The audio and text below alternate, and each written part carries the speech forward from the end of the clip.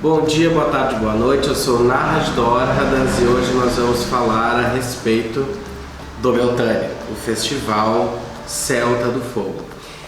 Eu quero começar te convidando a se inscrever no canal, tocar o sininho para receber as notificações, porque senão não vai ser informado sobre vídeos como esse cada vez que sair.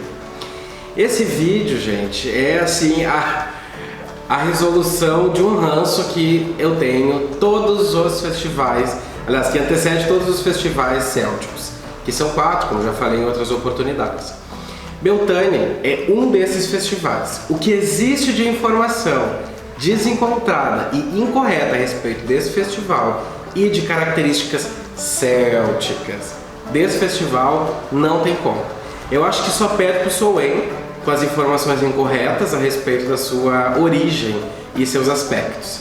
Eu quero começar de cara dizendo que eu vou quebrar alguns desses mitos de Beltane e vou falar um pouquinho sobre a estrutura dele, a origem dele e como ele se desenrola.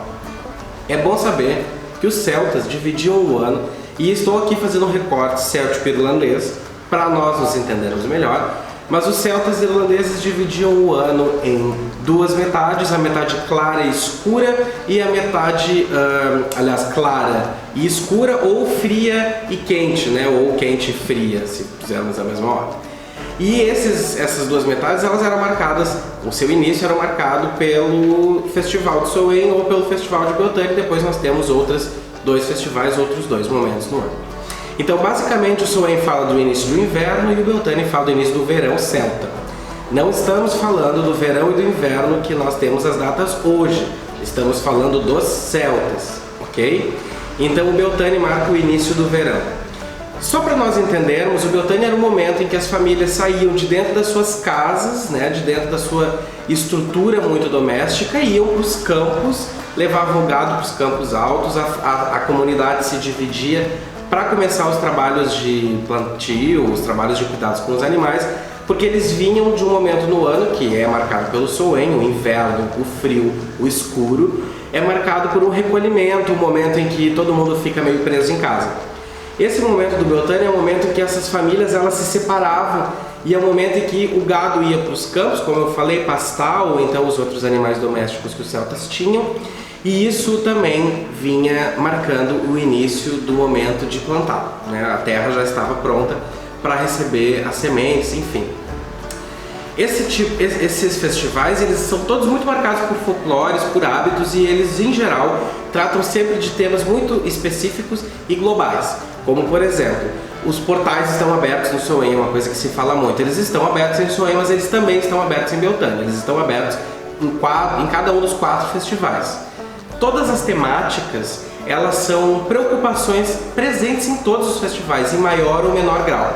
Então nós temos em Beltane preocupações com prosperidade, preocupações com cura, preocupações com purificação, e nós temos isso nos outros festivais também, mas a diferença é que o Beltane marca o início da purificação daquela fase escura do ano. Aliás, o início não, a última purificação pós-fase escura do ano, é o momento em que se faz purificações com fumaça e que tem aquele hábito que todo mundo conhece, que é passar entre 2 fogos, né? Os fogos de Beltane são esse recadinho: vamos passar por dentro desses fogos e nos purificar através da fumaça dele, através da energia do fogo, para estarmos preparados e nos livrarmos desses espíritos, essas coisas ruins de inverno que possam ter ficado ainda, mesmo depois de uma purificação feita em Imbolc. Mas purificação é um tema recorrente em todos os festivais, assim como proteção dos animais, assim como proteção da família, e aí a gente vai entrar na primeira grande farsa a respeito de Beltane, que é: vamos fazer casamentos em Beltane. Gente, isso não acontecia. Os celtas, eles tinham inclusive alguns medos em relação a casamentos feitos em Beltane. Não era o período para se casar, porque era o período em que todo mundo saía de casa, todo mundo se afastava e ia trabalhar em algum canto.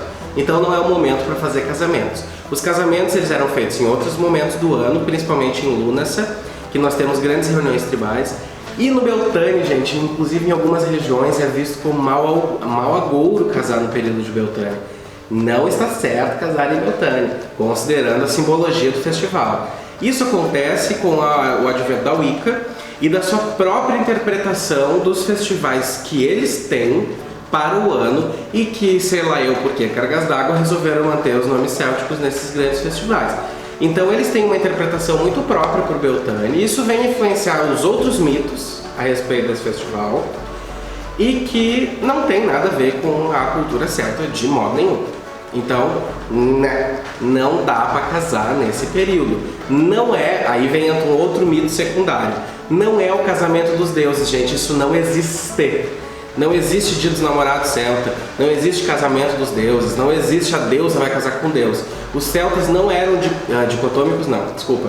Os celtas não eram duoteístas, eles não tinham uma grande deusa e um grande deus que casavam, tinham filhos e blá blá blá ao longo do ano. Isso é mitologia da Wicca, não é celta.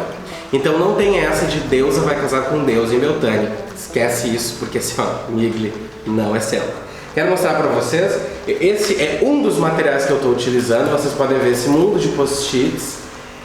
É um material maravilhoso que tem vários textos, vários artigos, vários trechos de livro reunidos em um mesmo material que eu usei para nós falarmos sobre Beltane. Então assim, referências é que não faltam. Toda a minha fala é baseada em trabalhos de historiadores respeitados, em livros internacionalmente reconhecidos e em uma série de outros autores e outros praticantes da religião celta que sejam sérios. Vamos para o segundo grande mito. As pessoas gostam de pensar que Beltane é fogos de Bel ou fogos do deus Bel, Lindes. Não existe deus Bel na Irlanda. Essa questão de Bel, ela vem assim de uma sugestão de um linguista que faria uma relação com Baal bíblico, ou seja, Baal bíblico, e de que Baal e Bel seriam uma proto-versão de uma divindade, sei lá, específica. Não existe na mitologia irlandesa nenhuma divindade chamada Bel, e nós estamos falando de um festival irlandês, então nós vamos recorrer à Irlanda e Escócia, ou seja, festival irlandês e escocês, né? Vamos recorrer a essas duas regiões. Não temos deus Bel. Ah, mas tem Belenos. Gente, Belenos é de outra região celta, não faz parte da Irlanda, tem nada a ver. Os irlandeses provavelmente nem conheceram a divindade Bel. Vocês precisam entender que existem muitos panteões célticos e que o fato de um panteão céltico existir não quer dizer que o outro panteão céltico tenha relação com aquele panteão anterior. Panteão é um grupo de deuses, divindades com características únicas e específicas e cada deus é um único deus. Ainda que a sua versão inicial seja a mesma, conforme aquele povo, aquela tribo foi vivenciando e ritualizando para aquela divindade, ela vai criando características muito particulares e ela vai se tornando então um ser único. Ainda que, por exemplo, Lu e Leolaliv sejam de uma proto-forma em comum, eles são coisas diferentes, tá bem? Beijo para quem acha que Fogos de Bel é a versão certa. Não é. Eu tenho aqui um trechinho, tá? Eu vou ler para vocês. Uma explicação mais provável, como Stokes e MacBain sugeriram no final do século XIX, seja que Beltane incorpore as duas palavras Bel, brilhante, e Tane, fogo, ou seja, fogo brilhante. Isso é do dicionário MacBain, tá? Depois a gente tem alguns autores respeitados, inclusive, falam a respeito de fogos de Bel, como fogos do deus de Bel, né, o deus Bel. A gente tem que entender que ainda que esses autores sejam respeitados, muitas coisas foram descobertas depois da morte desses autores, depois dos trabalhos deles terem sido escritos. A gente tem que ter cuidado com autores datados, ou seja, autores muito respeitados que têm um trabalho sólido, mas que não tenham tido acesso a determinadas descobertas porque elas aconteceram depois da morte deles. Então não tem como eles saberem, né? Então a gente tem que ter assim muito filtro na hora de estudar alguma coisa. Mas assim, gente, definitivamente Beltane não se trata de fogos para nenhuma divindade Bel, nenhuma divindade em específico, tá? Bora estudar. Outro mito que nós temos gigantesco é com o Maypole, ou Maypole. O Maypole é um mastro, chama mastro de maio, muito comum em terras inglesas, e que tem as fitinhas lá em cima, e as pessoas gostam de fazer em Beltane. Gente, celtas e irlandeses não faziam. Aliás, os celtas não faziam o mastro de maio, eles não faziam maple. Isso é uma importação germânica, tá? Isso veio depois de uma rainha aí, decidiu que aquilo era bom e resolveu botar aquilo ali nas práticas associadas a maio. E aí a gente tem uma prática que foi trazida de outra cultura muito tempo depois dos celtas já não existirem enquanto celtas, principalmente religiosamente falando. Então não existe maple em Beltane, tá? Eu tô tentando deixar esse vídeo o menos acadêmico possível, não vou ficar citando trechos de livros, autores e coisas específicas. Mas todo esse material, todo esse conteúdo que eu estou apresentando para vocês em vídeo, ele pode ser encontrado na internet, principalmente para quem lê inglês, e lamentavelmente isso é uma realidade. Quem lê inglês ou francês tem acesso a materiais de melhor qualidade. No Brasil nós temos materiais muito ruins a respeito disso, tá? Ainda. Embora nós tenhamos aí o surgimento de alguns autores que vão fazer uma revolução no mundo céltico, eu tenho certeza. Então não existe mastro de maio, essa coisa de dançar em roda de fita, pau de fita, isso aí não é uma prática céltica. Eu sei, gente, tive a mesma decepção, porque acreditem, eu já dancei em volta do mastro de maio.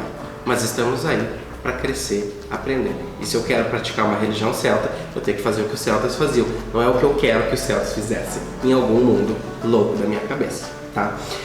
Então, lamento, mas não tem maple. Então, eu quero encerrar essa primeira parte, esse vídeo vai ser dividido em duas partes. Parte 1, vocês estão acompanhando, e parte 2 vai sair logo logo. A parte 1 então está se encerrando, eu quero convidar vocês de novo a curtirem o canal, se inscreverem para receber notificações, compartilhem à vontade, vamos levar conhecimento céltico ao mundo das pessoas que interessam. Fiquem com os deuses, os espíritos e os antepassados, até a próxima, tchau, tchau!